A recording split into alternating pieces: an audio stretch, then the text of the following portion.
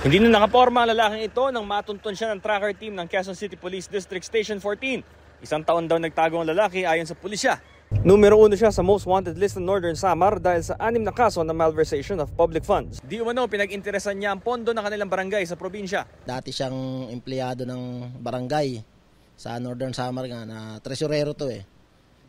At base raw sa napansin daw ng barangay na nababawasan yung pondo nila.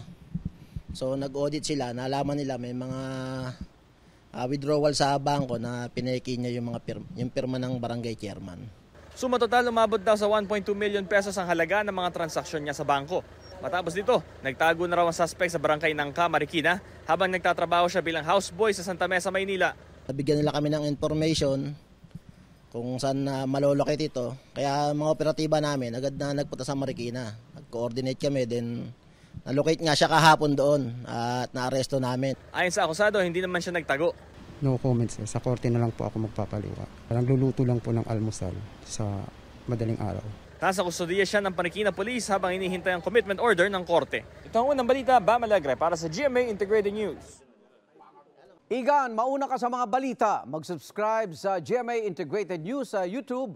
Sa mga kapuso abroad, subaybayan nyo kami sa GMA Pinoy TV at sa www.gmanews.tv.